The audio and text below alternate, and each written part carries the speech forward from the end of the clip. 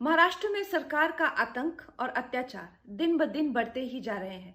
आज उन्होंने एक एक्स सर्विसमैन को दिन दहाड़े सबके सामने बहुत सारे लोगों ने एक अकेले इंसान को, वेटरन को अटैक किया और उन्हें बहुत बुरी तरह से मारा। उनकी गलती यही थी कि उन्होंने सरकार की निंदा की। रिपब्लिक चैनल को महाराष्ट्र में बंद किया जा रहा है क्योंकि वो सरकार के काम करने के तरीकों को क्वेश्चन करते हैं, जो कि आर्टिकल 19 के अंतर्गत संविधान की वायलेशन है। सेल्फ मेड इंसान जो अर्नब गोस्वामी जी ने ये फ्रॉम अ स्क्रैच खुद बिल्ड किया है, उनकी आवाज को, उनके बिजनेस को, उनके काम को पूरी तरह से खत्म करने की साजिश और हिम्मत दिखाई जा रही है। मैं यही चाहती हूं कि सत्ता और राजनीति से परे यहाँ पे मानव और साधारण मानवीय के हक के चलते केंद्र सरकार इन चीजों में हस्तक्षेप करे और हमारे संवैधानिक अधिकारों को बचाए। जय हिंद। उद्धव ठाकरे, तुझे क्या लगता है कि तूने फिल्म माफिया के साथ मिलके मेरा घर तोड़ के मुझसे बहुत बड़ा बदला लिया है? आज मेरा घर टूटा है, कल तेरा घमंड टूटेगा। ये वक्त का पहिया है, याद रखना, हमेशा एक जैसा नहीं रहता।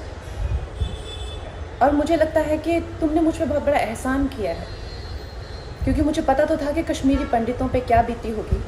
आज मैंने महसूस किया है और आज मैं इस देश को वचन देती हूँ कि मैं सिर्फ अयोध्या पे ही नहीं, कश्मीर पे भी एक फिल्म बनाऊंगी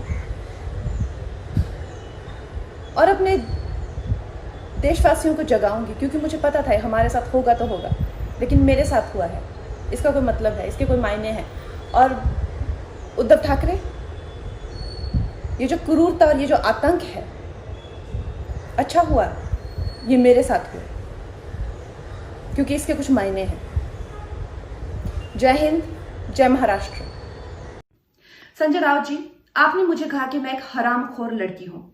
आप एक सरकारी मुलाजिम हैं, एक मंत्री, आप तो जानते ही होंगे कि इस देश में हर दिन नहीं, हर घंटे कितनी लड़कियों के बलात्कार हो रहे हैं, कितनी लड़कियों का शोषण किया जा रहा है, उनकी बॉडीज काट के ऐसी डाल के फेंक दी जा रही है, उनकी काम की जगहों पे उनको गालियां दी जा रही है, उनका अपमान किया जा रहा है, उनके खुद के पति उनके कान, नाक, मुंह, कान, जबड़े तोड़ रहे हैं। और आपको पता है इसका जिम्मेदार कौन है? इसका जिम्मेदार है ये जो मानसिकता आपने, जिसका भौंडा प्रदर्शन पूरे समाज के सामने, पूरे देश के सामने किया है, वो मानसिकता इसकी जिम्मेदार है। और इस देश की बेटियां आपको माफ नहीं करेगी संजय जी। आपने उन सब महिलाओं का शोषण करने वालों को सशक्तिकरण किया है, इस देश की बेटियां आपको माफ नहीं करेंगी। और जब आमिर खान जी ने कहा था मुझे इस देश में डर लगता है, तब उनको किसी ने हरामखोर नहीं कहा, या जब नसीरुद्दीन शाह जी ने कहा था तब उनको किसी ने हरामखोर नहीं कहा। जो मुंबई पुलिस की मैं तारीफ करते हुए नहीं थकती थी, आप देख लीजिए मेरे पुराने कोई भी इंटरव्यूज, आज जब वो पालघर की लिंचिंग में साधुओं को के सामने वो कुछ नहीं करते हैं, खड़े रहते हैं, या एक लाचार बाप जैसे कि सुशांत के पिताजी उनकी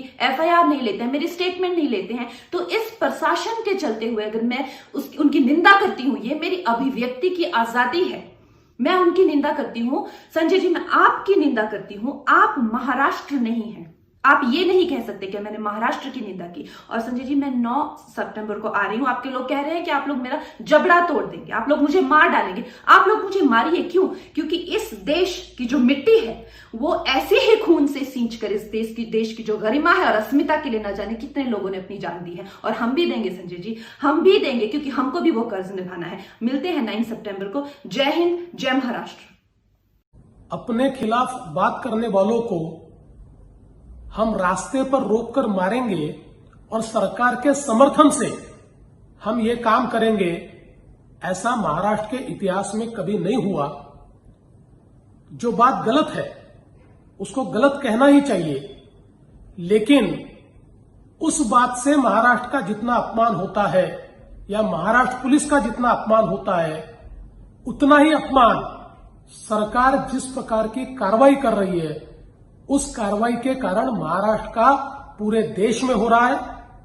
अगर इलीगल कंस्ट्रक्शन है तो जरूर कार्रवाई होनी चाहिए, लेकिन सबके साथ ये कार्रवाई होती तो निश्चित रूप से उचित कार्रवाई होती। किसी ने आपके खिलाफ बात कही, इसलिए जब आप कार्रवाई करते हो तो ये कायरता है, बदले की भावना है, और महाराष्ट्र में इस प्रकार की भावना का कोई सम्मान नहीं हो सकता।